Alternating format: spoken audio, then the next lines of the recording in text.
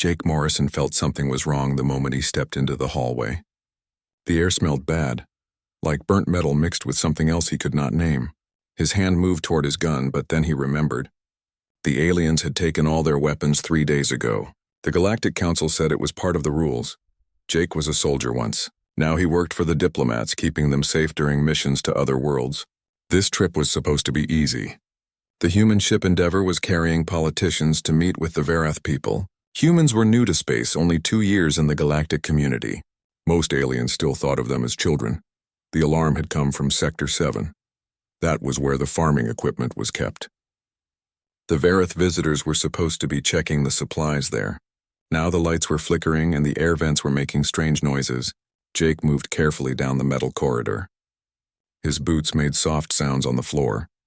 Behind him, Commander Lisa Chen waved her hand. The other team members spread out along the walls. Lisa was good at her job. She stayed calm when things went bad. Jake had worked with her for 4 years. He trusted her completely. They turned a corner and Jake stopped moving. 6 large figures stood in the big room ahead. They surrounded someone who was kneeling on the floor. The person on the ground was clearly Verath. Her skin was covered in scales that shined pale blue under the emergency lights. The Verath people were known for being good at talking and making deals.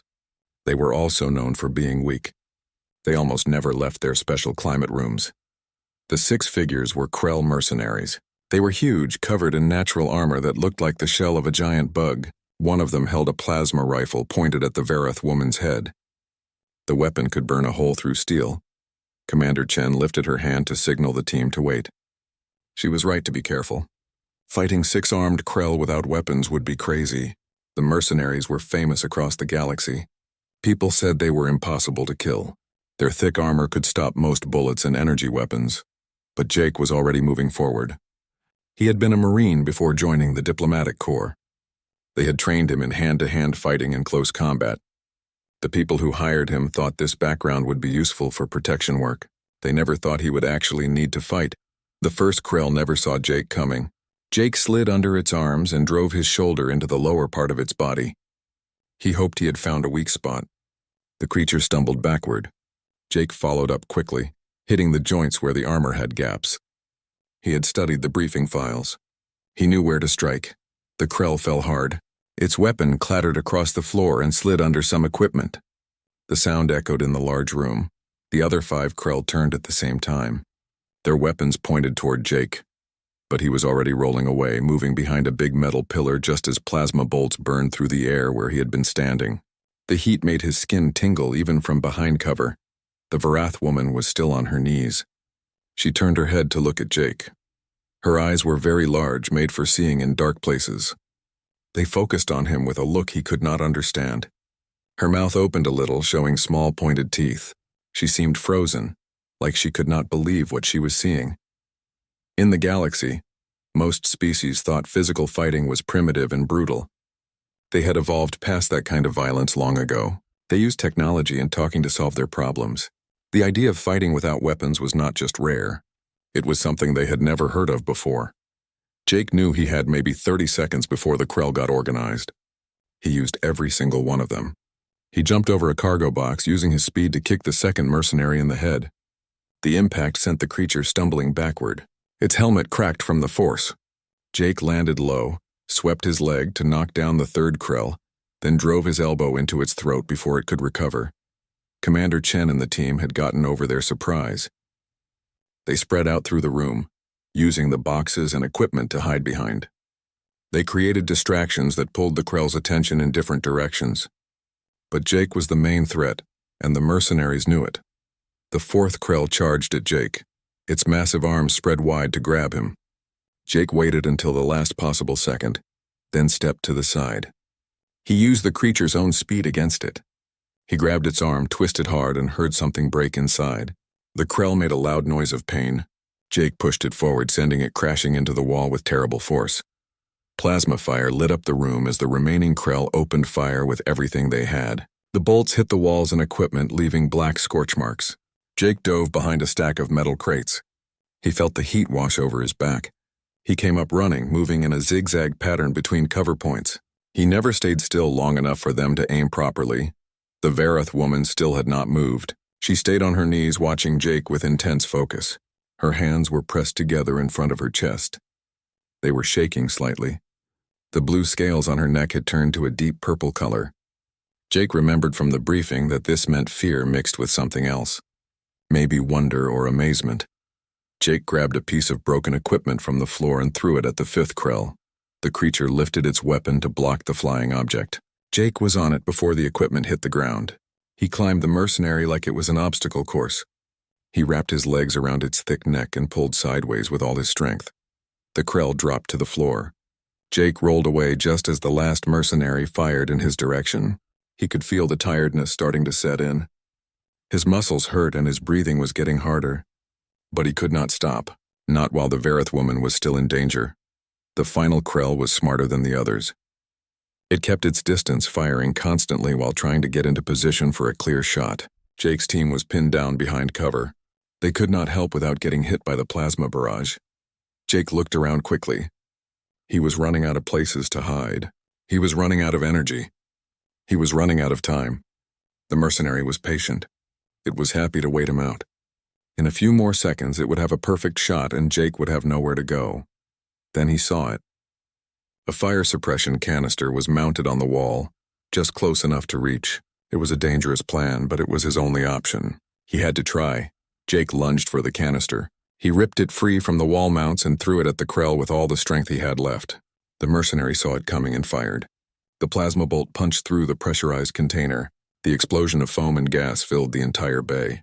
Everything disappeared in a thick white cloud. Jake charged through the fog. He could hear the Krell firing blindly. Plasma bolts cut through the mist in random directions. Then he was right next to it. He drove his fist into the soft tissue under its arm joint, exactly where the briefing said the armor was weakest. The Krell screamed and dropped its weapon. Jake followed up with quick strikes to its head and body. Each hit was calculated to cause maximum damage. The mercenary tried to grab him, but Jake was faster and more agile. He was also more desperate. When the fog finally cleared, all 6 Krell were on the ground. Jake stood in the middle of the room, breathing hard. His uniform was torn and burned. Blood ran from a cut above his eye. He was pretty sure he had broken at least 2 ribs. But he was still standing. The Vareth woman was safe. The Vareth woman told Jake her name was Serena. She was not just any diplomat. She was the daughter of the High Council leader. Her father was one of the most powerful beings in the Vareth government. She had been sent to this station to evaluate Earth's application for full membership in the Galactic Alliance. The attack had been planned by rivals. Other species did not want the Vareth to support humanity. They saw Earth as dangerous, too violent, too unpredictable. They wanted to kill Serena and blame it on human incompetence. That would destroy any chance of Earth joining the Alliance. Medical teams arrived minutes after the fight ended. They treated Jake's wounds, scanning his body for serious injuries. 2 cracked ribs, multiple bruises, a concussion, and various cuts. Nothing life-threatening. The doctors said he was lucky. They had never seen someone survive a fight with 6 Krell before. Most people did not survive a fight with 1. Serena refused to leave his side while the medics worked. She stood close, watching everything they did. Her scales had shifted to a lighter blue, which Jake's briefing materials said meant curiosity and interest. She asked questions constantly. How did humans train for combat? How long did it take to learn those skills? Were all humans capable of fighting like that? Jake tried to explain. Not all humans were fighters. Not everyone trained in martial arts or joined the military, but many did. Earth's history made physical combat important. Wars had been fought for thousands of years. People needed to know how to defend themselves and protect others. Even in the space age, those skills remained valuable. Serena listened with total focus. She absorbed every word like it was precious knowledge. To her species, violence was theoretical, something that happened in history books or on primitive worlds. They had not experienced war in over 10,000 years. Their conflicts were resolved through talking and negotiation. Always peaceful, always civilized, but Jake had shown her something different. He had used violence to save her life. Controlled violence. Precise violence. Violence with a purpose. It was not mindless or savage. It was calculated and effective. That distinction seemed to fascinate her. Over the next few days, the station returned to normal operations. Security forces investigated the attack. They arrested several conspirators from other species who had helped plan the assault. The Krell mercenaries were locked up awaiting trial. The diplomatic mission continued, though now with much tighter security. Serena made a point of finding Jake every day. She attended his debriefing sessions with Alliance Security. She watched when the human team ran training exercises. She asked permission to observe combat drills. Commander Chen found the whole situation amusing. She teased Jake about having an alien admirer, but Chen also recognized the opportunity. If Serena was impressed by human capabilities, that could help Earth's case. The Verath had significant influence in the Alliance. Their support would make membership much more likely. Jake's actions might have done more for diplomacy than 1,000 formal negotiations. One afternoon, Serena asked if Jake would teach her some basic self-defense. He was surprised. The Verath were not built for fighting. They were smaller than humans, weaker, with fragile bones that broke easily. Teaching her combat skills seemed pointless. But she insisted. She said she wanted to understand, not just watch. Jake agreed. They met in one of the station's empty training rooms. He started with the basics. How to stand. How to move. How to maintain balance. Serena struggled at first. Her body did not work the same way as a human's. Her center of gravity was different. Her muscles were weaker. But she paid attention and tried hard to learn. He showed her simple blocks and escapes. Nothing aggressive. Just ways to protect herself if someone grabbed her. She practiced the movements slowly, repeating them until her body remembered the patterns. She asked why each technique worked, wanting to understand the principles behind the actions. Jake explained that fighting was not about strength. It was about leverage and timing. A smaller person could defeat a larger opponent by using proper technique. You did not need to be the strongest. You needed to be the smartest. You needed to use your opponent's force against them. Serena nodded, her scales shifting to the gold color that meant understanding. She said her people had forgotten these lessons. They relied on technology for everything. Robots did the dangerous work. Computers made the decisions. Physical ability had become irrelevant to them. But watching Jake fight had reminded her that bodies mattered. Skills mattered. Sometimes technology was not enough. The turning point came during a formal dinner with all the delegations. Representatives from dozens of species gathered to discuss Earth's application. The conversation turned to the recent attack and how it had been stopped. Some delegates expressed concern about human violence. They worried that Earth would bring war and conflict into the peaceful alliance. Serena stood up to address the group. She described what she had witnessed in the cargo bay. She spoke about Jake's actions in detail, her voice steady and clear. The other aliens listened with expressions ranging from shock to disgust to disbelief. Many of them could not comprehend hand-to-hand combat. It was too far outside their experience. One delegate, a tall insectoid being from a species called the Threx, asked why humans still practiced such primitive behavior. Why had they not evolved beyond physical violence like civilized species? The question was meant to be insulting, a way of pointing out Earth's supposed backwardness. But Serena answered before any human could speak. She said the Threx misunderstood the situation. Humans had not failed to evolve. They had simply retained skills that other species had lost. That was not primitive. That was practical. The universe was not always safe or predictable. Having individuals who could act physically when technology failed was valuable, not shameful. She pointed out that the Krell mercenaries had easily overwhelmed the station's automated defenses. The robots and security systems had been useless. But one trained human had stopped the attack. That proved the value of maintaining combat skills even in an advanced technological society. The Threx delegate had no response. Neither did anyone else.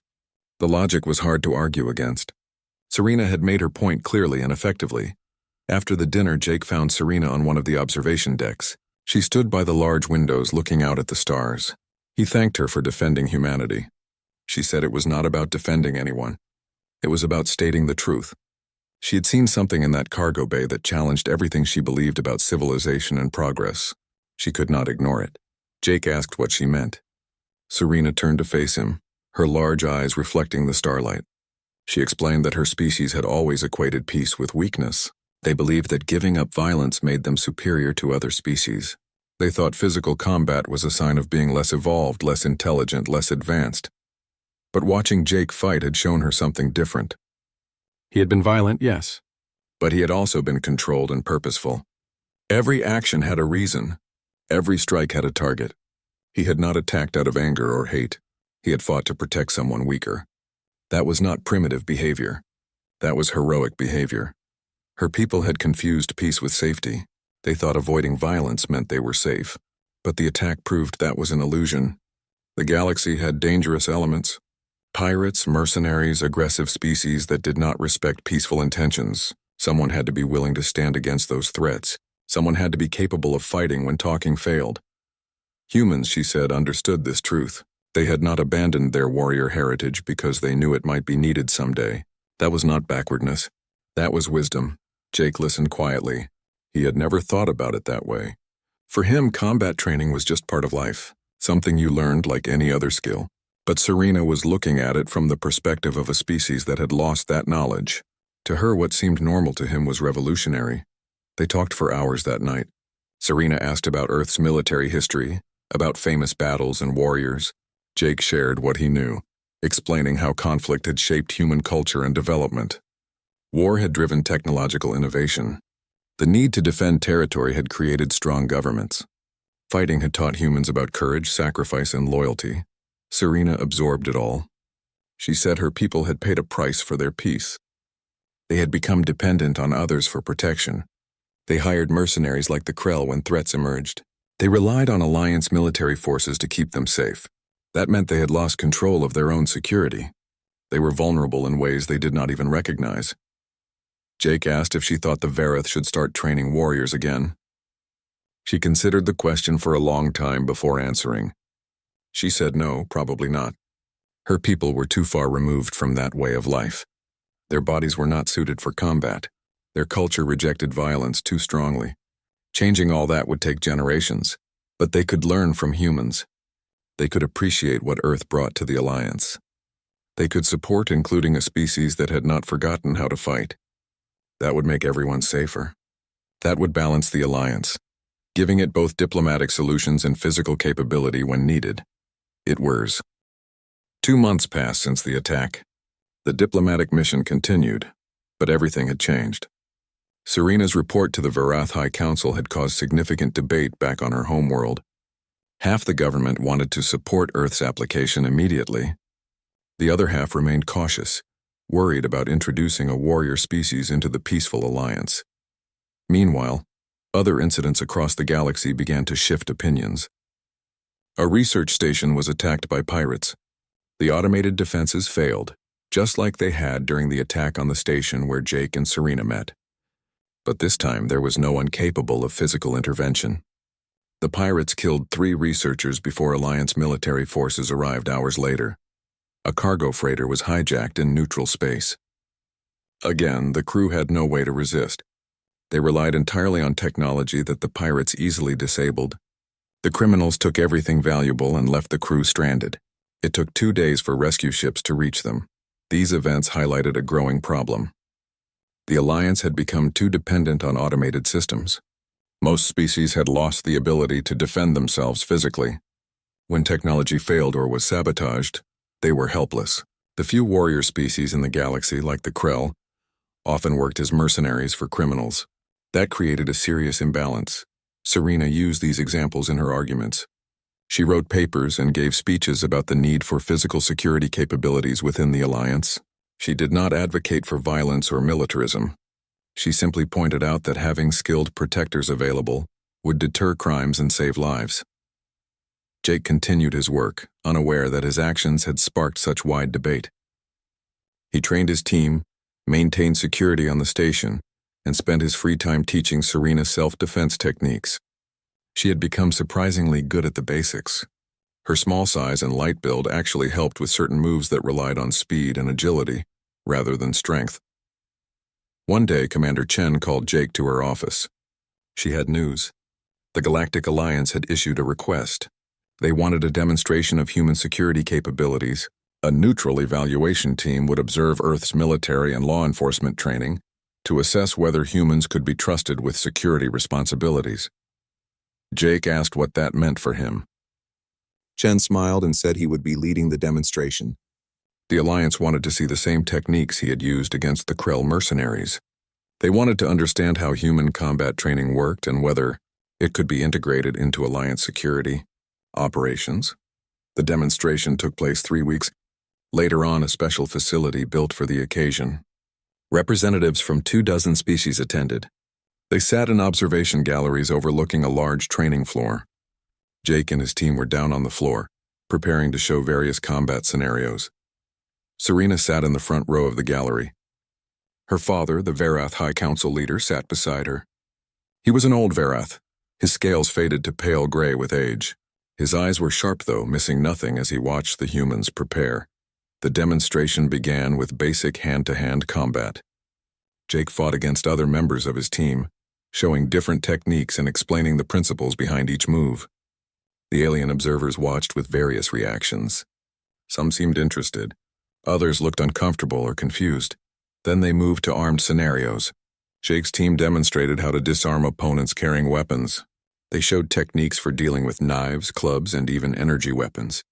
The key, Jake explained, was speed and surprise. Get inside the weapon's effective range before the opponent could react. Control the weapon hand. Use leverage to disable the threat.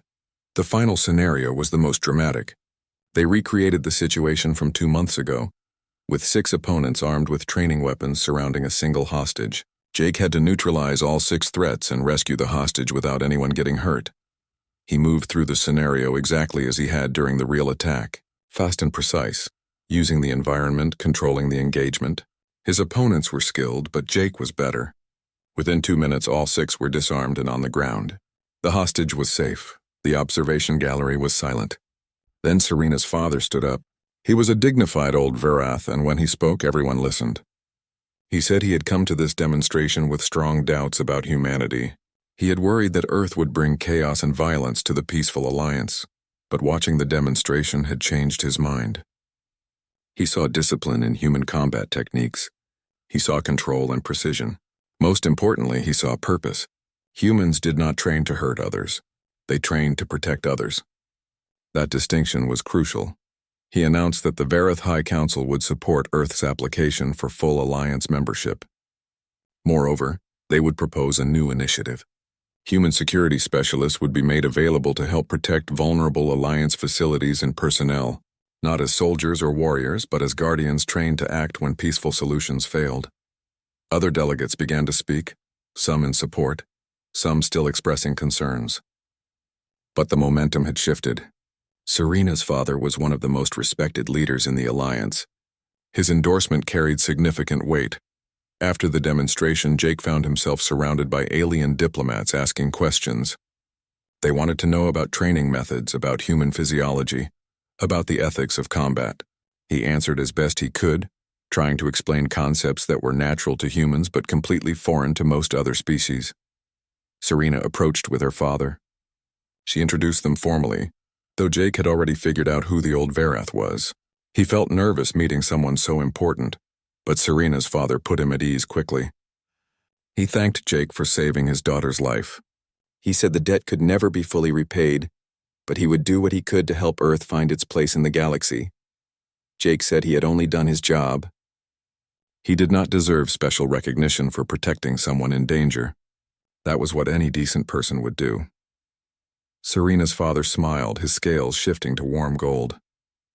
He said that response proved exactly why humans belonged in the Alliance.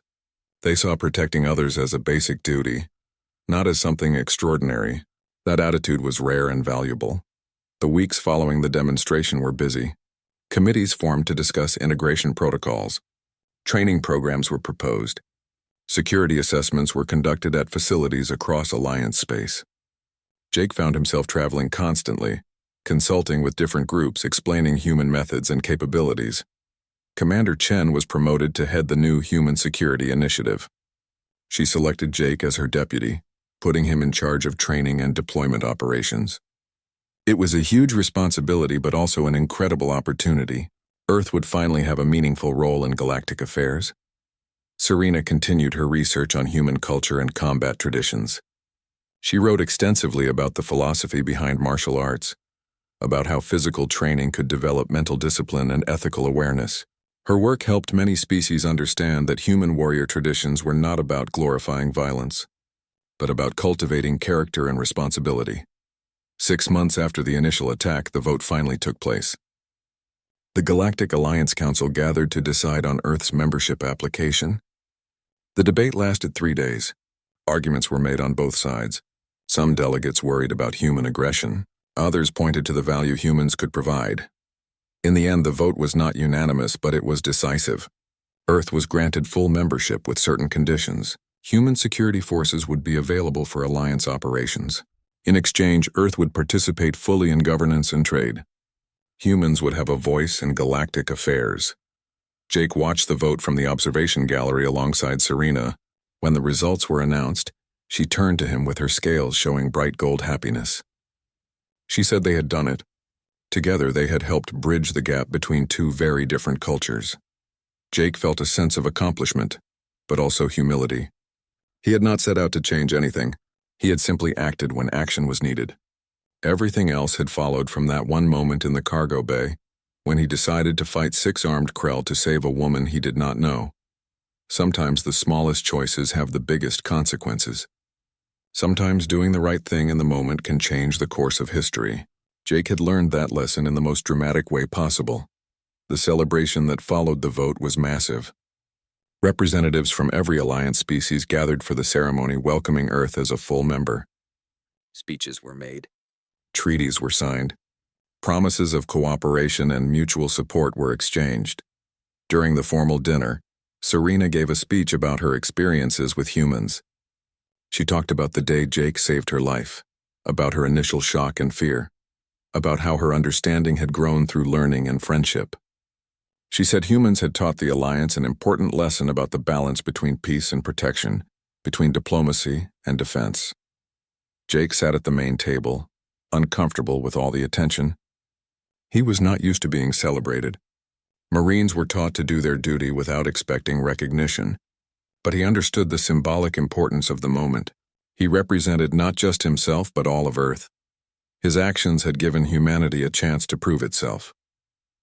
Later that evening, the first real test came 3 months after Earth joined the Alliance. A distress signal reached Alliance headquarters from a mining colony on the frontier. Pirates had taken over the facility and were holding 47 workers hostage. They demanded immediate payment and safe passage, threatening to start killing hostages if their demands were not met within 24 hours. The Alliance military could not reach the colony in time. Their nearest ships were 4 days away. Automated defense systems had been disabled by the pirates. The situation looked hopeless. The Council prepared to negotiate, hoping to buy time and minimize casualties. Commander Chen offered an alternative.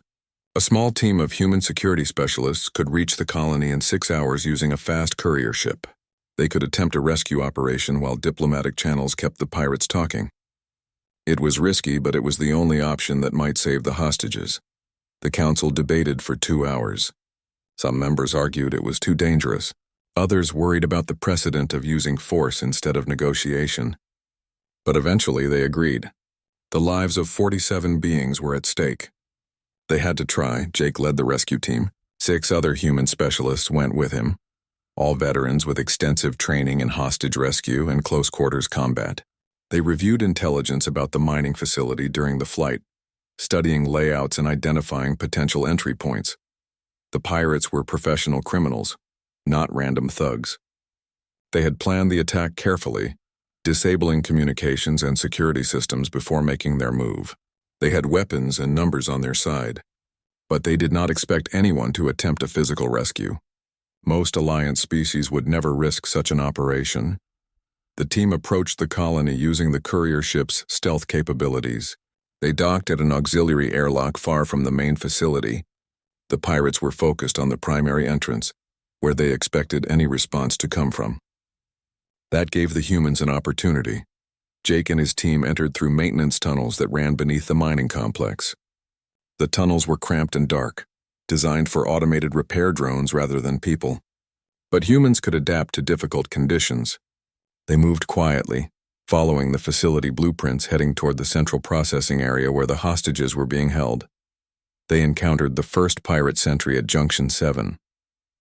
The criminal was alone, watching a monitor showing the main entrance. He never heard Jake approach from behind.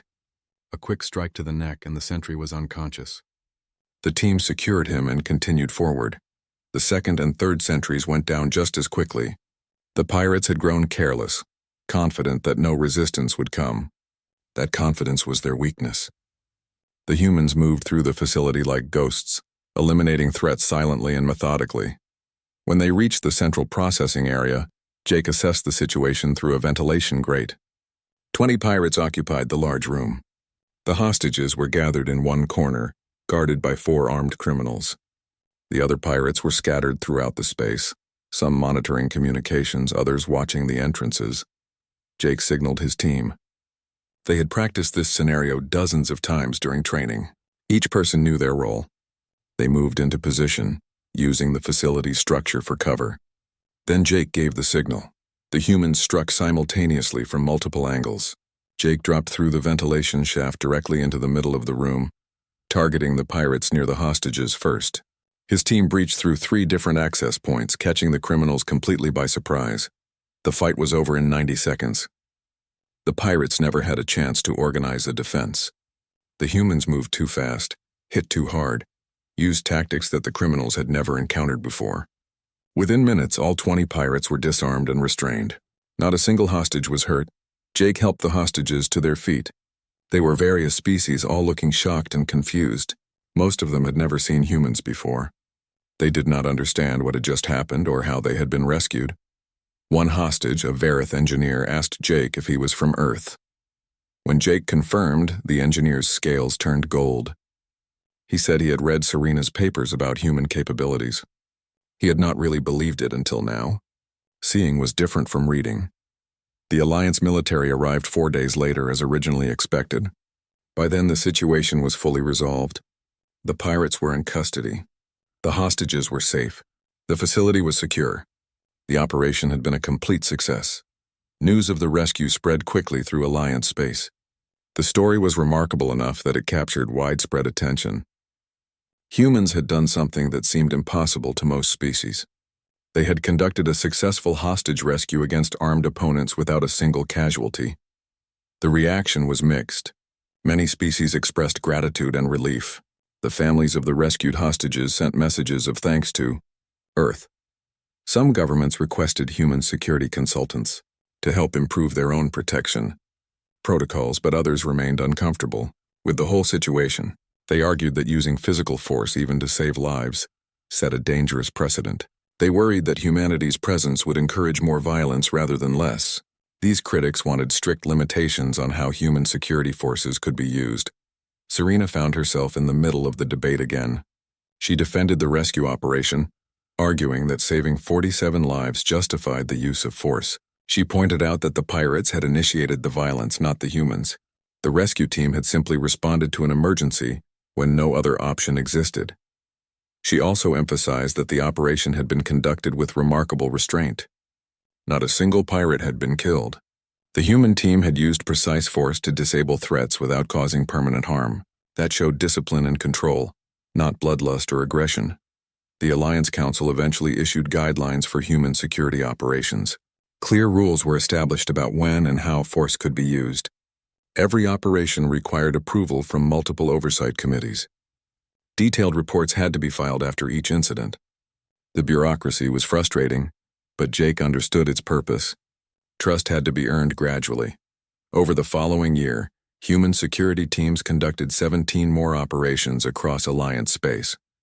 They stopped smugglers, rescued trapped explorers, protected diplomats in dangerous regions, and provided security for vulnerable facilities. Their success rate was remarkable. Their restraint was noted and appreciated. Jake found himself becoming a public figure within the Alliance. His face was recognized by beings across hundreds of worlds. Young aliens asked him about combat techniques. Researchers studied human physiology and training methods. A few species even began developing their own physical security programs, inspired by the human example. But Jake never forgot where it all started. He still met with Serena regularly, continuing the self-defense lessons that had become as much about friendship as training. She had progressed remarkably, learning not just techniques but the philosophy behind them. She understood now that martial arts were about self-control and awareness, not about hurting others. During one of their sessions, Serena asked Jake if he ever regretted that day in the cargo bay. If he ever wished he had waited for backup or tried negotiation, instead of attacking the Krell mercenaries. It was a thoughtful question, the kind she often asked when she was working through complex ideas. Jake considered his answer carefully.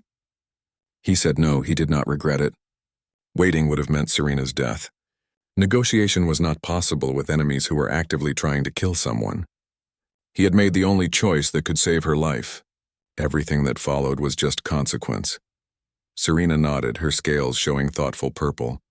She said that moment had changed her entire worldview. Before the attack, she had believed that civilization meant the absence of physical conflict. She thought evolution meant moving beyond the body toward pure intellect and technology.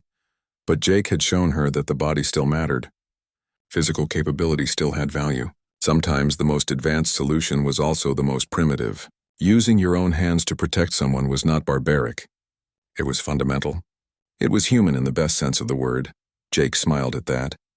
He said humans had learned long ago that technology was a tool, not a replacement for personal responsibility. Machines could do many things, but they could not care about others. They could not make moral choices. They could not sacrifice themselves for strangers. Those qualities required consciousness and will. They required beings willing to act. The conversation continued late into the evening. They talked about philosophy and ethics, about the nature of courage and the meaning of civilization. These discussions had become important to both of them. They challenged assumptions and expanded understanding. They built bridges between cultures that had seemed impossibly far apart. Commander Chen stopped by near the end of their session. She had news. The Alliance Council wanted to establish a permanent human security training facility. It would teach both humans and interested aliens about protection protocols, emergency response, and physical defense techniques. Chen had been asked to command the facility. She wanted Jake as her chief instructor. It was an incredible opportunity. 5 years after the cargo bay incident, the Alliance Security Training Facility opened its doors. The complex was built on a neutral world near the center of Alliance space, accessible to all member species. It was massive, with training halls, simulation chambers, lecture rooms, and living quarters for hundreds of students and instructors. Jake stood in the main courtyard on opening day, watching the first class of students arrive. They came from 30 different species, each bringing their own capabilities and limitations. Some were strong, some were fast, some had unique sensory abilities or body structures. All of them wanted to learn.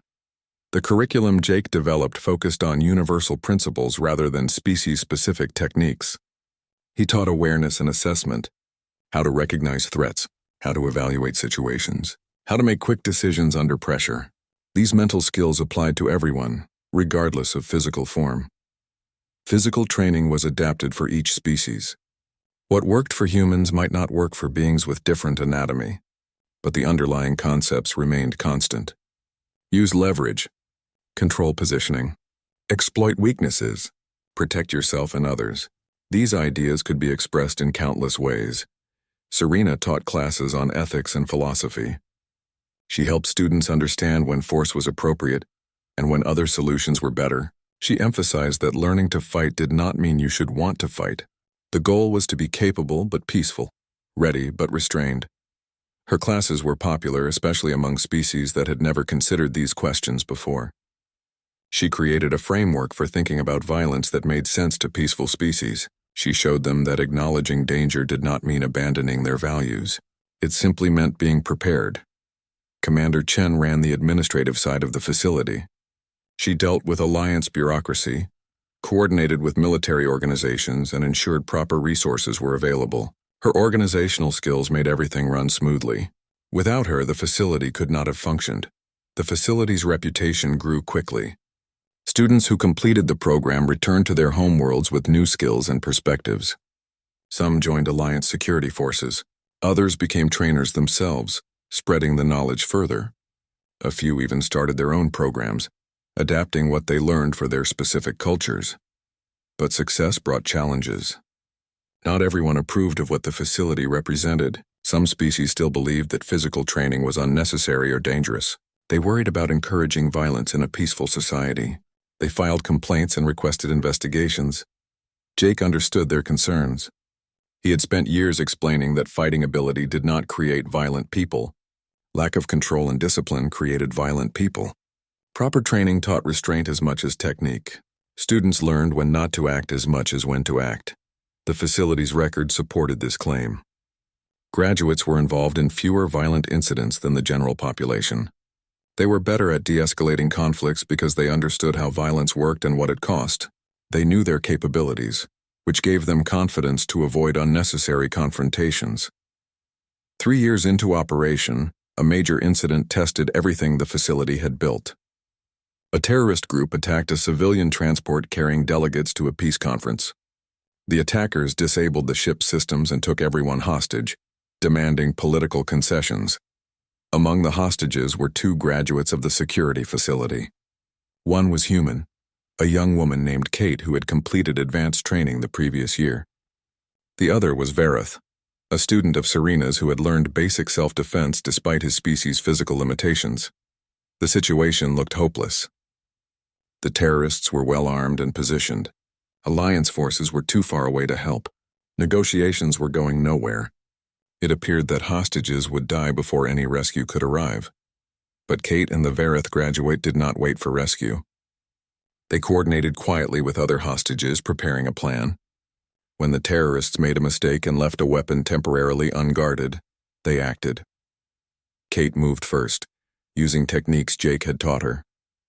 She disabled the closest terrorist and secured his weapon. The Vareth student created a distraction, using his smaller size to move quickly through the confined space. Together, they disrupted the terrorist control long enough for other hostages to escape. By the time Alliance security forces arrived, most hostages were safe. The terrorists were overwhelmed and captured. Kate and the Vareth graduate were both injured, but they survived. Their actions had saved dozens of lives. The incident made news across the galaxy. It proved that the training facility was not just teaching combat skills. It was teaching courage and quick thinking. It was preparing beings to protect themselves and others when circumstances demanded action. Critics of the facility grew quieter after that. The evidence was hard to argue against. Trained individuals had prevented a massacre. They had done what peaceful species said was impossible. They had acted decisively in a crisis. Jake visited Kate in the hospital after the incident. She was recovering well, though she would need physical therapy for several months. She thanked him for the training. She said it had given her the tools and confidence to act when needed. Jake told her that she had proved something important. Training was not about creating warriors or fighters. It was about empowering individuals to protect themselves and others. That was what the facility stood for. That was what Earth brought to the Alliance. Years continued to pass. The facility expanded, adding new programs and accommodating more species. Jake trained thousands of students, each one carrying forward the lessons about awareness, capability, and responsibility. He watched many of them go on to important positions in Alliance security. Serena's father passed away after a long life. She inherited his position on the Vareth High Council, becoming one of the most influential leaders in Alliance government. She never forgot the lessons learned from her friendship with Jake. She advocated for practical solutions to problems, for balancing ideals with reality. She also continued teaching at the facility whenever her schedule allowed. Those classes were special occasions. Students knew they were learning from someone who had experienced the transformation she taught about, someone who had overcome fear and prejudice to embrace new understanding. 10 years after the cargo bay incident, Jake and Serena met on that same observation deck where they had talked so many times before. They were both older now, marked by years of hard work and responsibility. But their friendship remained strong. Serena reminded Jake of that first day, how she had frozen in shock and disbelief when she saw him fight, how she could not comprehend what she was witnessing. A being using nothing but physical skill to defeat armed opponents. It had seemed impossible. Now, she said, hundreds of species understood what humans had always known. The body was not separate from the mind. Physical capability was not opposed to civilization. Training for conflict did not mean seeking conflict. These ideas, once revolutionary to most of the galaxy, were becoming accepted wisdom. Jake reflected on how much had changed. When Earth first joined the Alliance, humans were viewed with suspicion and fear. They were considered primitive and dangerous. Now they were respected partners, valued for their unique perspective and skills. More importantly, other species were learning to reclaim abilities they had abandoned. The Verith were developing security programs based on their own physiology. The Threks, who had once criticized human violence, were teaching defensive techniques to their youth. Change was spreading throughout the Alliance. Serena asked if Jake ever imagined this outcome when he attacked those Krell mercenaries all those years ago. He laughed and said no. He had only been thinking about saving her life. He had no idea that single action would lead to everything that followed. She said that was what made it meaningful. He had not acted for glory or recognition. He had acted because someone needed help and he was able to provide it. That pure motivation had resonated across the galaxy. It had shown aliens that human strength was coupled with human compassion. They stood together in comfortable silence, looking out at the stars. The galaxy stretched before them, vast and full of possibilities. Somewhere out there, students from the facility were using their training to protect others. Somewhere, beings who had never considered fighting were learning to defend themselves. Somewhere, the lessons of that cargo bay encounter were still spreading. Jake thought about his journey, from Marine to diplomat to instructor, from Earth to the stars. From that violent moment to this peaceful one, life had taken him places he never expected. It had given him challenges he never anticipated. But it had also given him purpose. Serena had frozen when she saw him fight unarmed. That moment of shock had become a moment of revelation. It had challenged her assumptions and opened her mind. From that opening had come understanding, then acceptance, then advocacy. One frozen moment had changed 2 lives and influenced billions more. The future would bring new challenges. The galaxy was vast and peace was never guaranteed. But Jake felt confident about humanity's place in it now. Earth had earned respect through actions, not words. Humans had proven themselves capable and trustworthy.